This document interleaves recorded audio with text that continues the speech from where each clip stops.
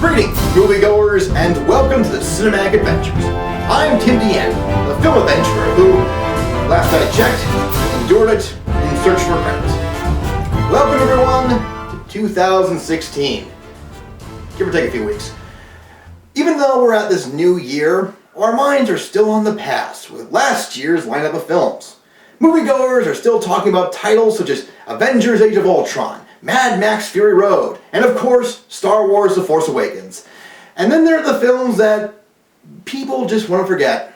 Such is the case for Jupiter Ascending. Now this wasn't just any sci-fi film. This was a sci-fi blockbuster, directed by the Wachowskis. Oh, don't everybody just cheer at once. Well, if you can't guess, that's our adventure for today. So, before we head into the theater, let's talk a little bit about Jupiter Ascending. In 2009, Warner Brothers approached the Wachowskis about making a new franchise much like what they did with The Matrix. Sure enough, the Wachowskis came up with a sci-fi concept with inspiration from stories such as The Odyssey and The Wizard of Oz. Put those two stories together with a sci-fi spectacle, and you get the movie that you see before you. The movie was originally going to hit theaters in the summer of 2014. However, the film was delayed due to additional production for the film. So, Jupiter Ascending hit theaters on February 6, 2015. And the film was greeted with, well, a poor reception. Not only did it underperform in the box office, but critics didn't care for Jupiter Ascending due to its inconsistent plot. Granted, this sci-fi film has gained an audience since then. So are the critics right about this sci-fi blockbuster? Maybe, but maybe not. Only one way to find out. This is the cinematic adventure to Jupiter Ascending.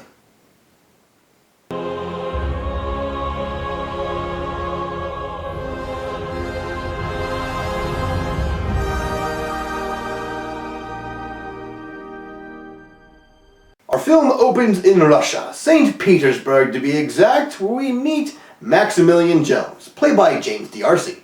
He meets a young woman named Aleska, played by Maria Doyle Kennedy. Naturally, these two end up together, and a year or so later, the two are expecting a child. So obviously this new family is destined for happiness. And if my plot pen is any indication, something bad is gonna happen right about now.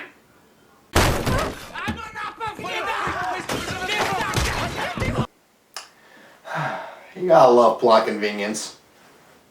Let's go, please! Don't take the telescope, please!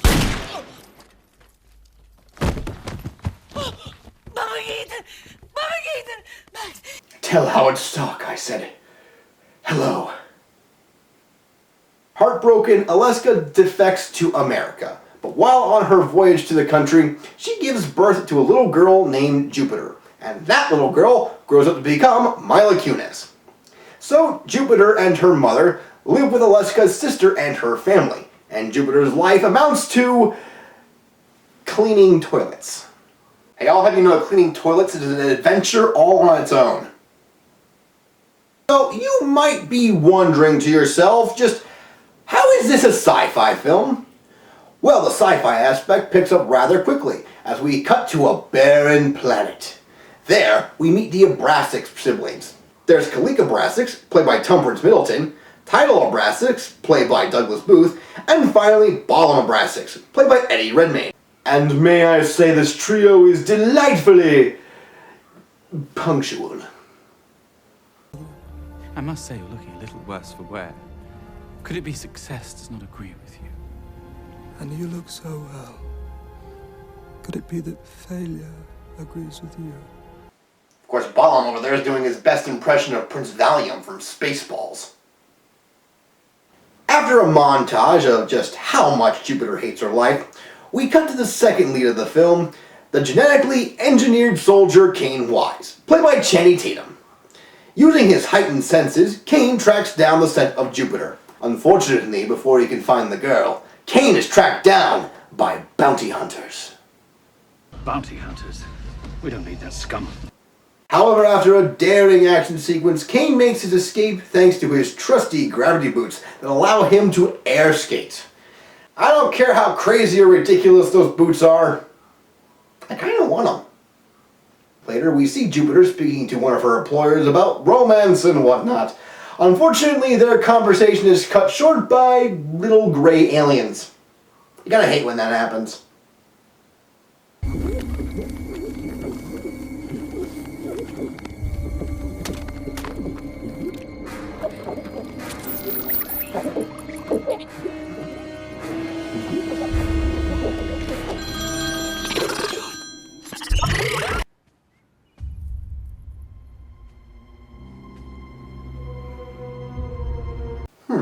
So that's the race where the men in black get their mind-erasing technology from. Jupiter was able to get a picture of the creatures. However, Jupiter has other things to worry about as she goes off to a clinic to sell her eggs. To get this subplot out of the way, Jupiter has been convinced by her cousin Vladai to sell her eggs for money. Jupiter hopes to use this money to buy a telescope, while Vladai hopes to use it for 2 million pixels of resolution. Everything I ever wanted. Of course. Jupiter attempts to go through the procedure, but something about this operation seems wrong.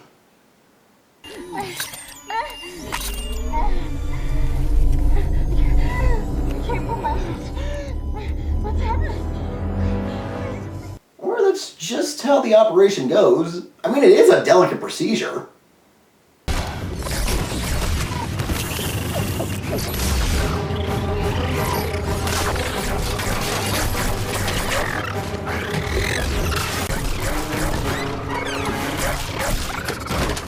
Okay, fine, it's aliens trying to kill Jupiter.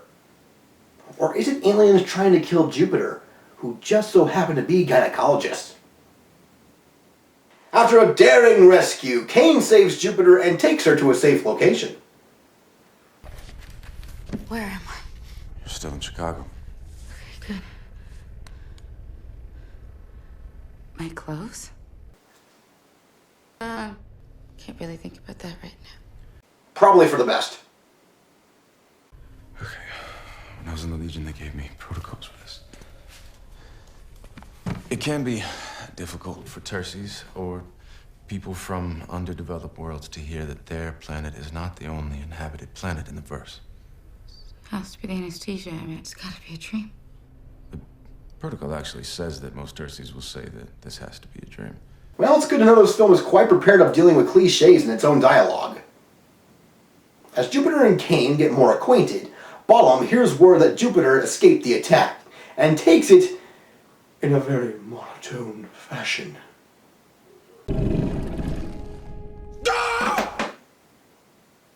Well, that was unexpected. Back at the tower, Kane prepares Jupiter to head to his ship, and in a slow but beautiful sequence, the two are lifted into the sky, where Jupiter will soon see wonders beyond her wildest dreams. And now.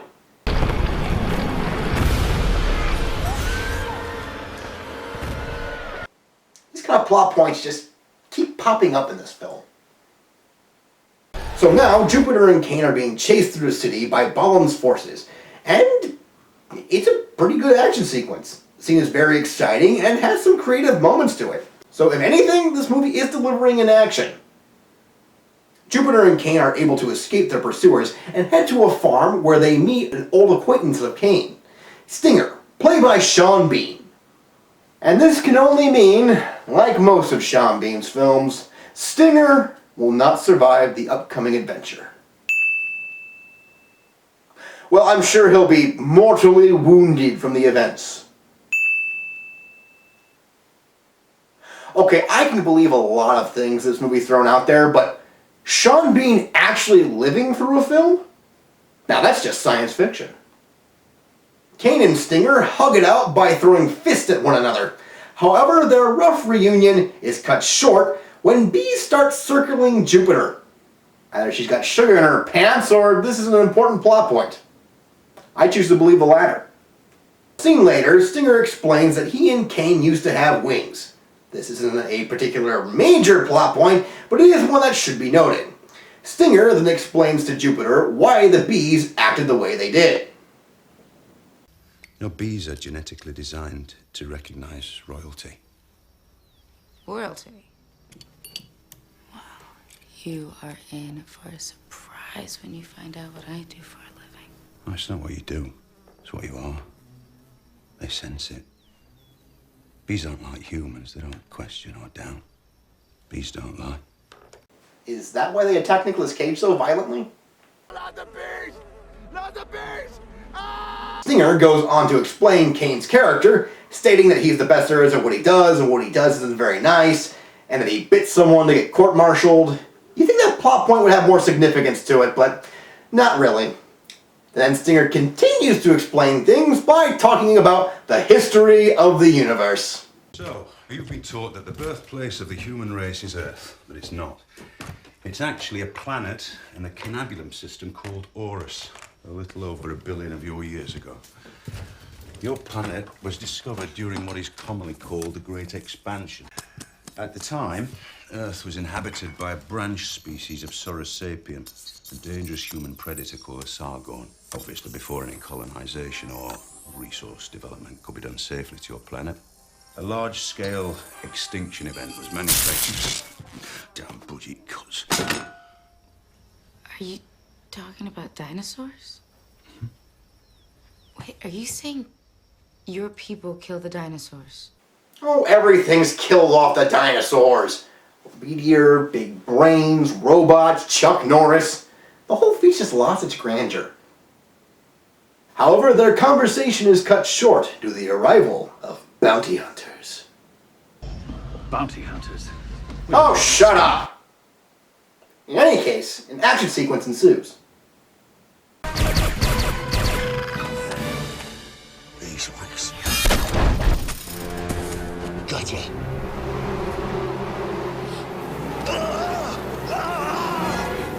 Bees, my god. While our heroes were able to fight off against their attackers, Jupiter eventually gets captured by 2 hunters who have their own agenda.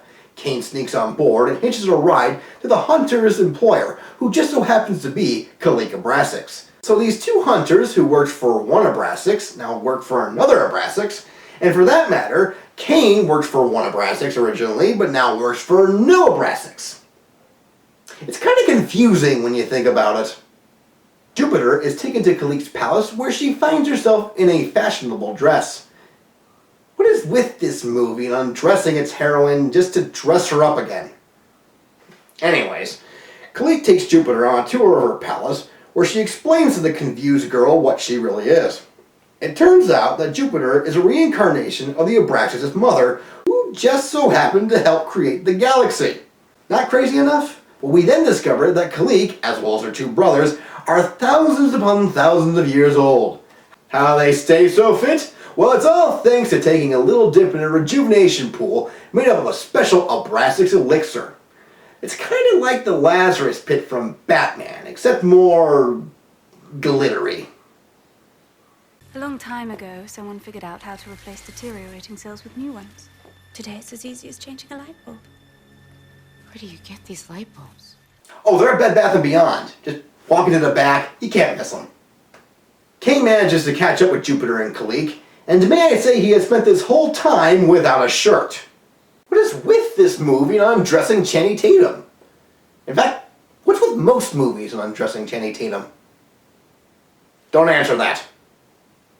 Kane takes Jupiter to the movie's authentic space cops, the Aegis. While heading to the planet that will grant Jupiter her inheritance, she and Kane have a romantic scene together. You are royalty now. I'm a splice. You don't understand what that means, but I have more in common with a dog than I have with you. I love dogs. I've always loved dogs. Good night, everybody. Actually, in the movie's production, the filmmaker's inspiration for Kane's character came from Toto from The Wizard of Oz, making this romantic tension kind of creepy. Well, getting past that awkward moment, Jupiter, Kane, Stinger, who just so happens to be there, and the rest of the Aegis make their way to the planet, which is one massive bureaucracy. This sequence was actually inspired by the film Brazil. In fact, the movie's director, Terry Gilliam, has a small cameo in the movie. Oh. Very good.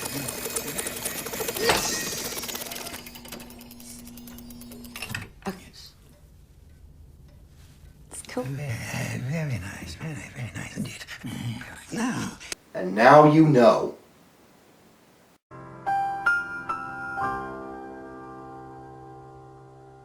So Jupiter now has ownership over the Earth. She's taken aback about the whole ordeal, which makes a lot of sense. However, this all leads to yet another romantic scene between Jupiter and Cain. Let's hope this one isn't as awkward, shall we? Is there something happening to you right now? Does any part of you want to bite me? No. Well, maybe. Well, this is surely a nice scene.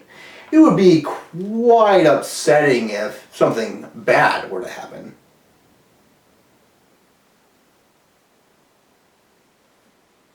Hold on. This thing gets a little fidgety sometimes. You gotta flick it the right way.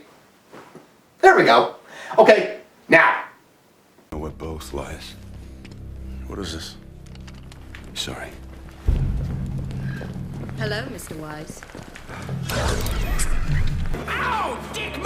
For the sake of his daughter, Stinger had to sell Jupiter and Cain out to Titus. So now Jupiter is sent off to Titus, where he welcomes her with open arms. Cain, on the other hand, not so much. After Jupiter dines with Titus, he shows her the Abrasax miracle elixir. I could tell you what the stuff is made of. I could even show you the clip. But I think the late Charlton Heston has the honor here. They're making our food out of people. Next thing, they'll be breeding us like cattle. That's right. This elixir of life is made of humans. What a shock. However, Titus tells Jupiter that he has seen the error of his ways and wishes to redeem himself for his wrongdoings. Bullshit! Yeah, that was my thought too. Which brings us at last to my question. Jupiter Jones, will you marry me? So you want to marry the reincarnation of your mother?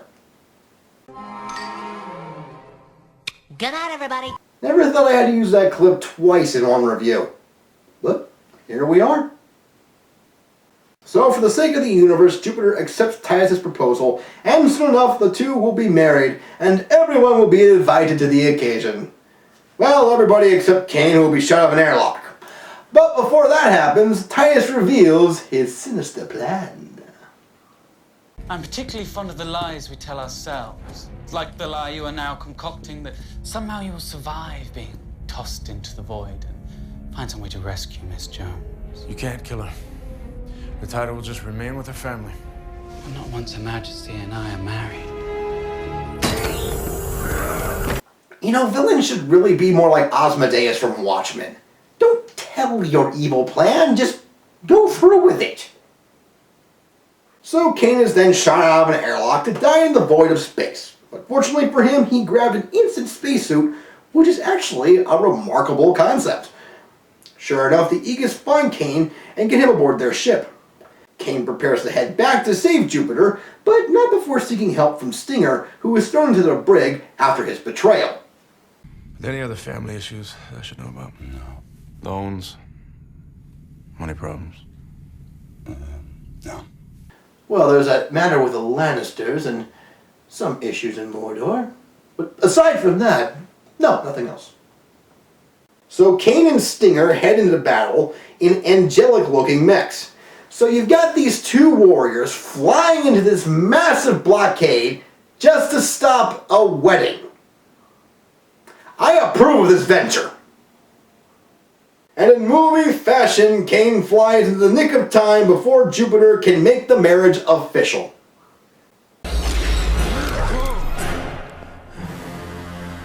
Mr. Wise, you are as resourceful as promised. Oh, could somebody please just hit him? Anyone? Anyone at all? Fine. After all that she's been through, Jupiter finally decides to head home.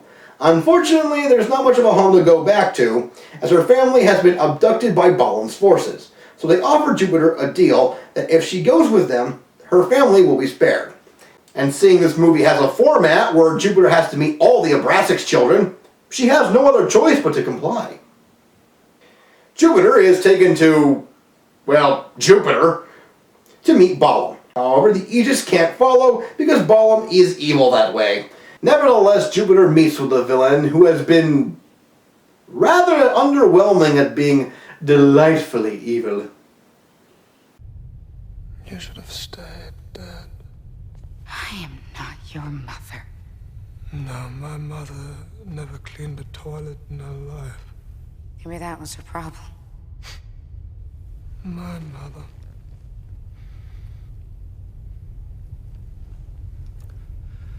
My mother taught me what was necessary to rule in this universe. Like killing people? I create life!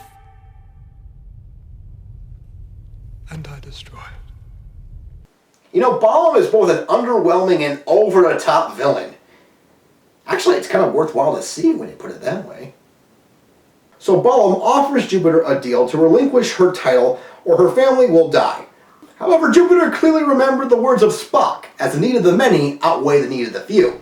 So she destroys the contract. But before Balam can retaliate, Cain enters the refinery with the power of love at his side, which just so happens to be strong enough to destroy the factory. Why are these massive structures always so fragile? After Jupiter and Cain have a moment of passion, the next few minutes consist of things exploding, Cain getting Jupiter's family out, fighting off a big dragon guy, and Jupiter confronting Balam. It all comes to a head when Jupiter confronts Balam on a fiery platform, where the villain has yet one more twist to reveal. I remember what you said.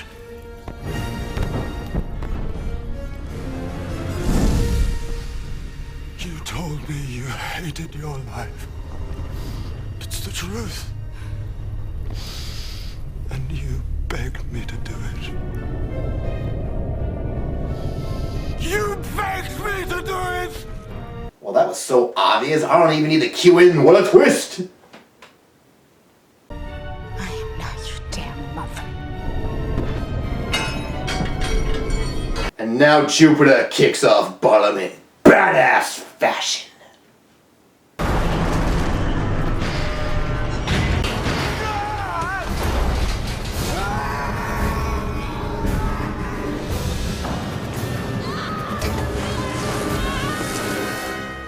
Or they both fall to their deaths.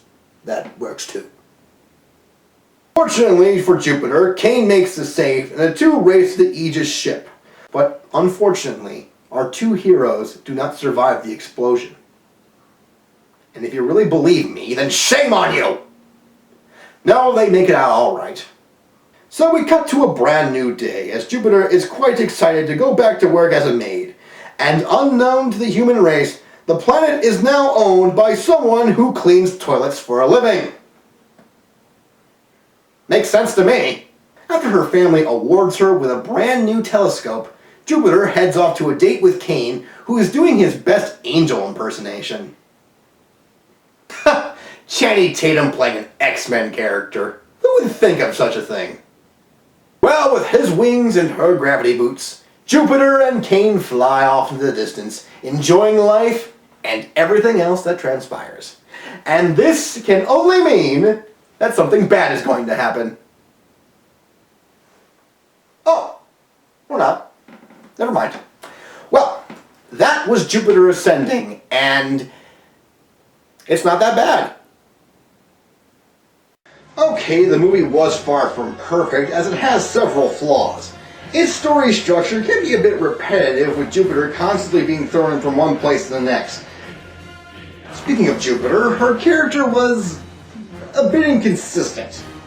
One moment she doesn't like her mundane life, and then the next she wants nothing more than to go back to her normal existence. This direction was understandable, but a thorough pacing pacing of this character's direction would have made this protagonist better. The relationship between Cain and Jupiter was a bit bland. It just didn't do much for the overall film. Then you have the rest of the cast who are just there, to be honest. Particularly the villains, who are just underwhelming. That being said, there are good things about this movie.